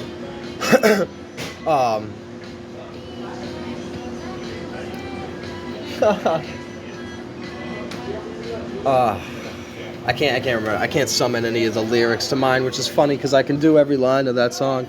But like that "Illuminate" song, most people, like Absol talks about the New World Order and conspiracy theories and the occult and all that kind of stuff. Most people wouldn't know who he was if he wasn't with Kendrick Lamar in those songs. Yeah. And in GTA. But yeah, there was a few songs that were made just for GTA. But it's kind of like if you're a low conscious individual, right, who's not consciously aware of what he's doing, right? Like the violent low conscious person is going to do violent low conscious things in Grand Theft Auto. The dumb person is going to laugh and go while they drive over people on the sidewalk, right?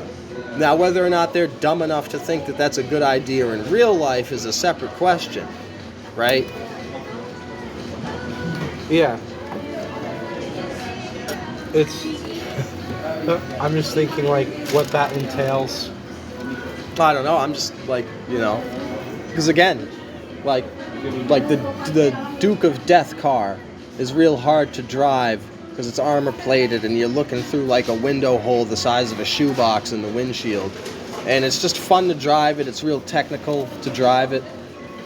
And so I spend, 90% of my damn time driving that around, listening to freaking podcasts. Maybe I can be asked to do the occasional mission.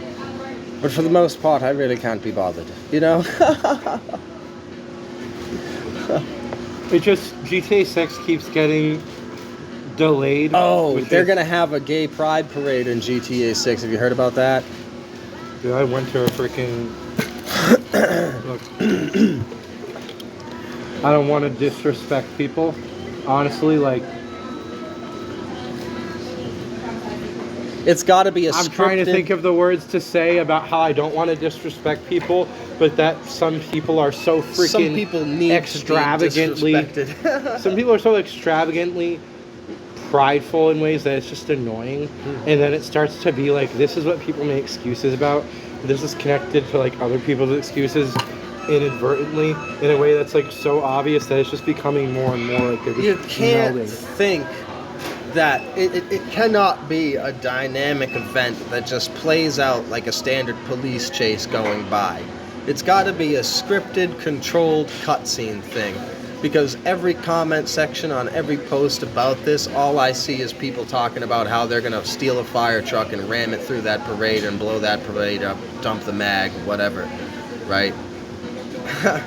Like they can't think it's a good idea. Why would you want to be represented in GTA as a LGBT, whatever the fuck person? Why would you want representation? Have you played the previous games? Do you even know what you're asking for? They're just... There's too much hype about this kind of stuff, and then... I think the delays is because the game's practically 3 years away from being Duke Nukem. What was it, 13 years that Duke Nukem was developed? Something crazy like that? I played Duke Nukem forever. The game was in development for like 13 years. And I played... Isn't that by the same people who made Postal 2? I don't know. Postal series? But the point is, like, the problem with Duke Nukem was that a lot of the stuff in that game, a lot of the gameplay mechanics and the coding and features was all stuff from older games, stuff that was popular 10 years ago when they started making it. Like, I guarantee you things in politics have changed, gameplay trends and mechanics and coding methods. The reason why they keep on delaying it is political changes and frickin' gameplay elements and pieces of code and stuff that they started with a decade ago when they started making the game that are outdated now, and they've got to fucking revamp. They're doing the equivalent of the Golden Gate Bridge, where by the time they finish painting it and they're on the other end, they got to start painting it again because it took a year. Like, when they finish painting the Golden Gate Bridge, they literally loop back to the beginning again and start painting it over again. It's painted 24/7 year-round. So that's what GTA is doing right now. They're redoing the beginning of their In development real life, process. the Golden Gate Bridge is always getting painted? In real life, the Golden Gate Bridge, they start painting one end of it, and by the time they get to the other end of it, they need to start painting the beginning again. And they do it annually? They just start at one end How much money and does that cost? shoot, all year round.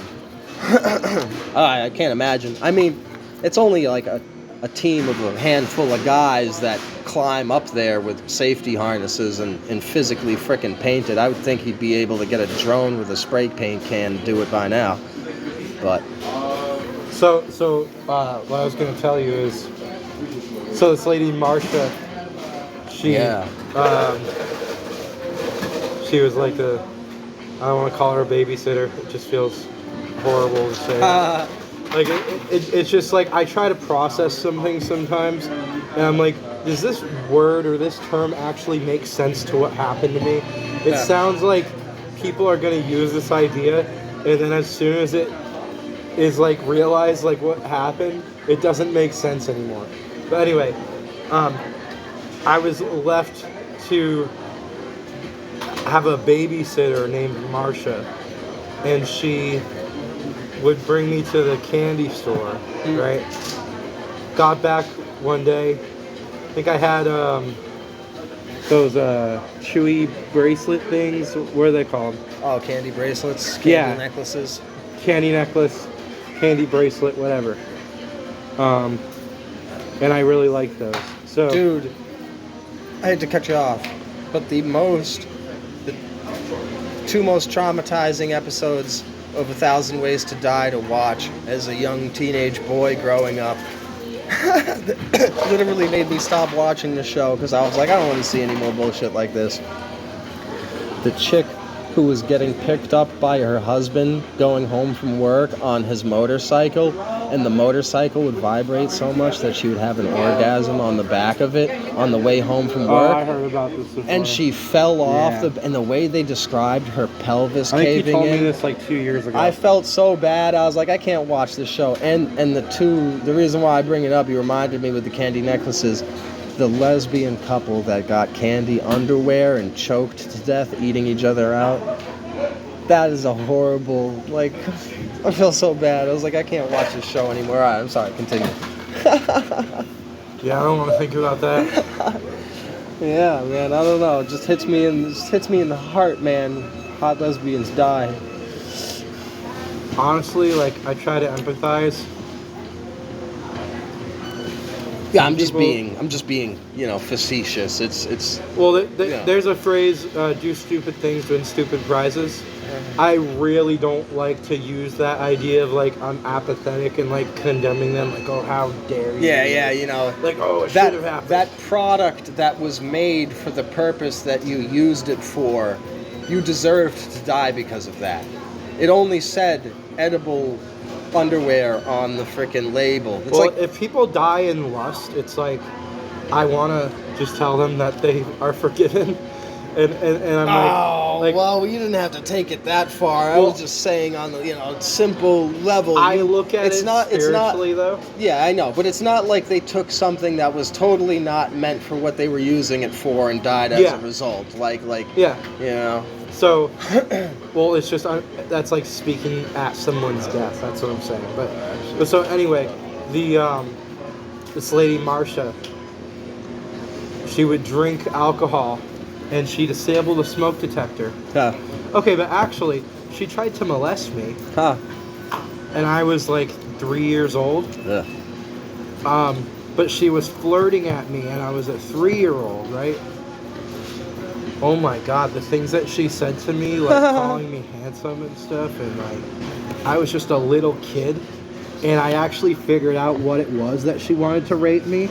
So I kind of like moved and looked at, I think I looked at a door or something. Like I wanted to leave the room. And it was so creepy. But it took me years and years to actually like process, remember. Like every time that I hear, or like every time that I've heard, oh yeah, like there's a child predator, like child molester.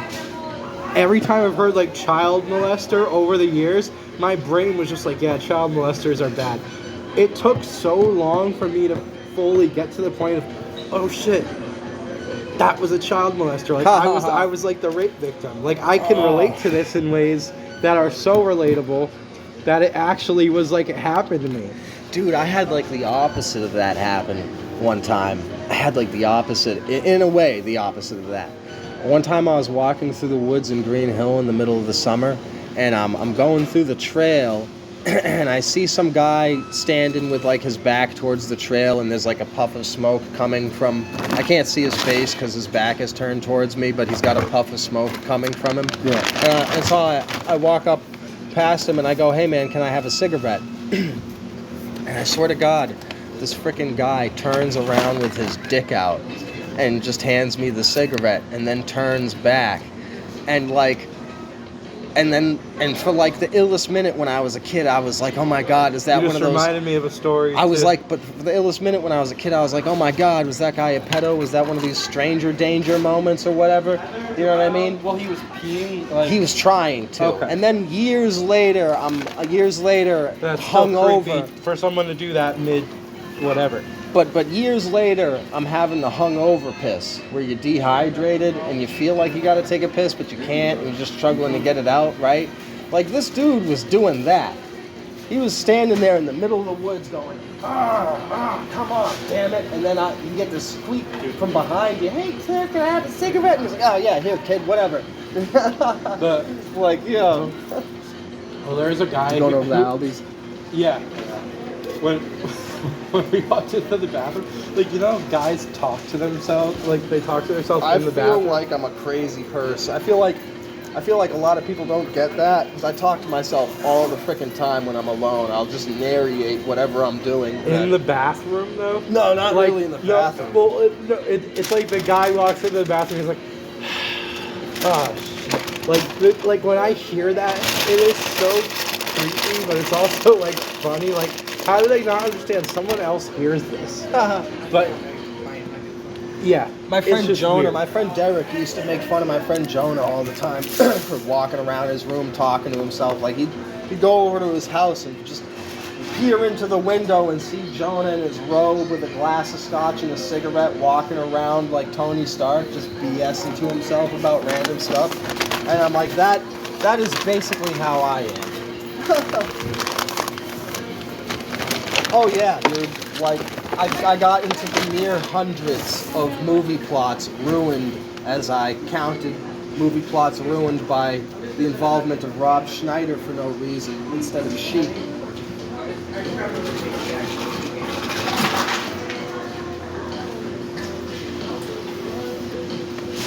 So what happened is she disabled a smoke detector one day. I wasn't at the apartment at the time. She lit a cigarette, passed out from being drunk, and burned the entire apartment complex down. Gosh. It's in Rochdale. Wild. And so I ended up living in a hotel, and there was a bomb in the hotel, and there was a freaking bomb squad that went through the hotel. I was in the pool. And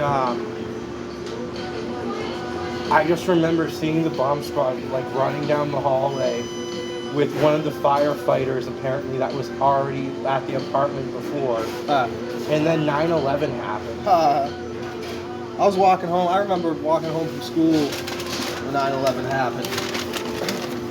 I was thinking, like, is that connected to some level of that happening? Like, about those 9/11 I feel like it's attacks? almost. I feel like you could almost, attribute things like that.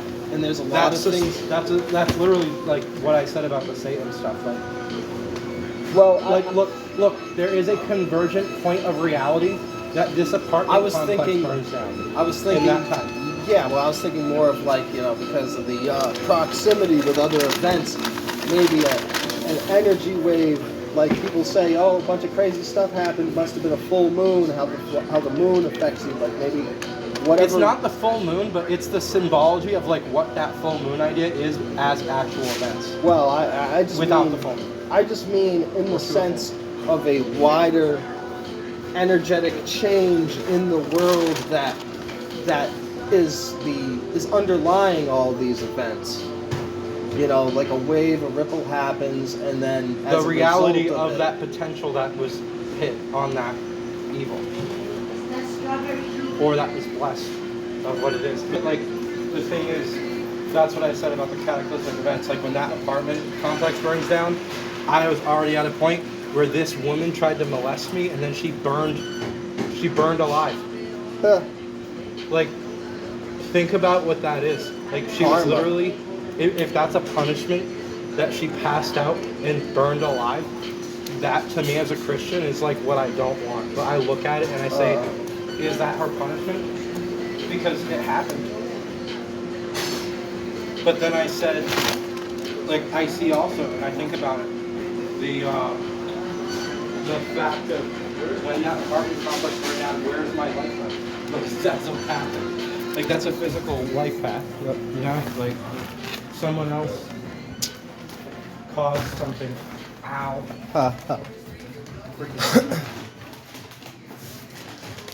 It's over here. Oh, we go that way, yeah. Just jabbing freaking trash.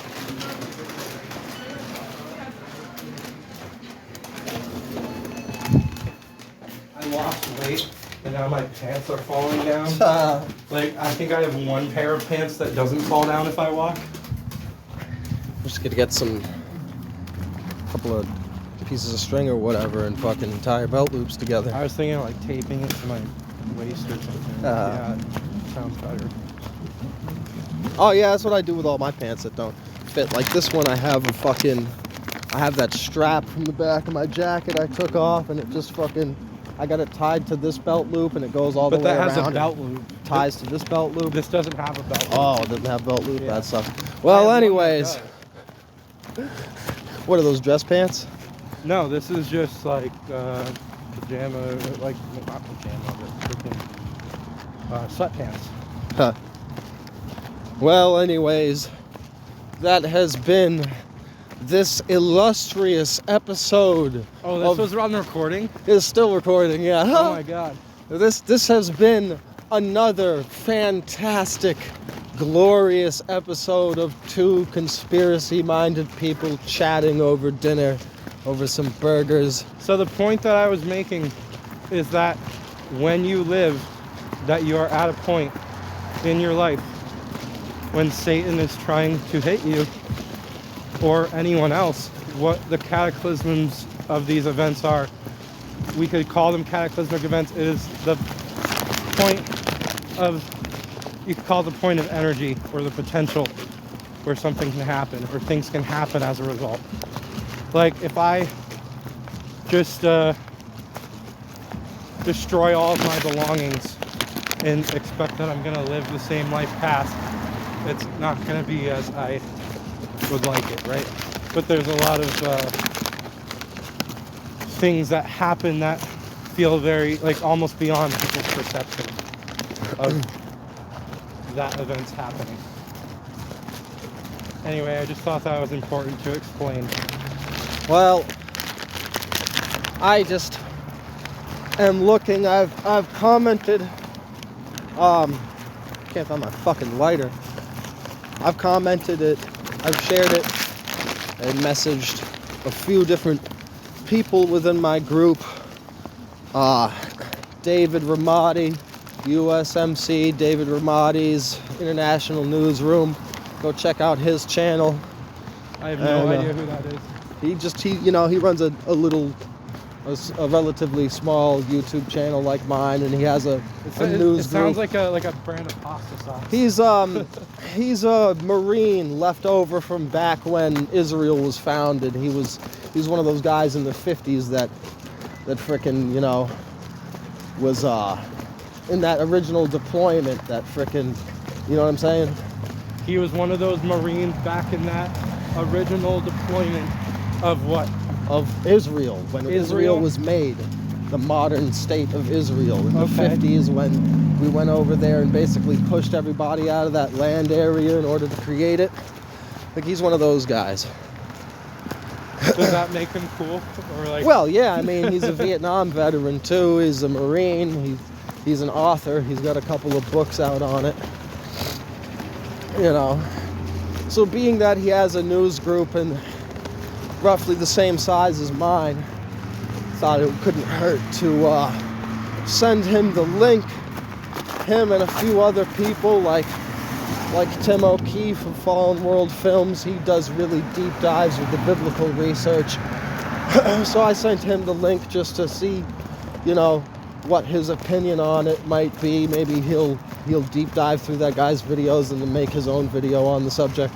I just find it interesting that there is like a network of information of people who make these, is the word obscure,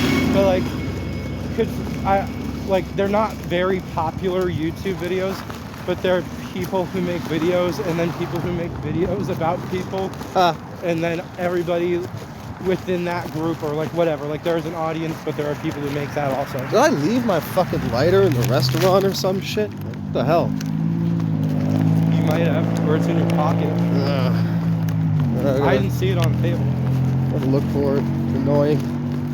But what I'm saying is, there is it's kind of like a breeding ground of people's ideas Oh in a yeah, I way call that it. People need to be cautious or like aware of how they perceive that. I call it information. the Green Hill Radio naturally occurring hive mind, in the sense that most people aren't able to keep up with the amount of content that I post, the sheer hours of time that you need to put in. Most people aren't gamers, Yeah. so they don't stay up for fucking 6 to 12 hours playing Fallout with the YouTube running or the Alex Jones show running. They don't have the fucking time or the attention span.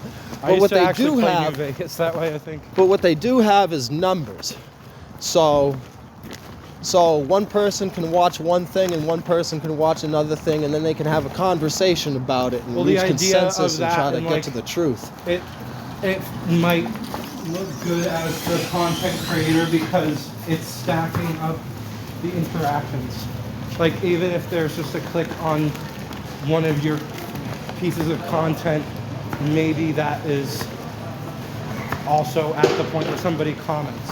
Well, I just mean that if you got all these people, none of them have the time as individuals to watch all these videos, but one guy can watch a video and summarize what he learned to another guy and back and forth, and so we make the process of the Great Awakening more efficient with this discussion. Well, yeah, but there is a point where, like, what I was saying about that is that's organic,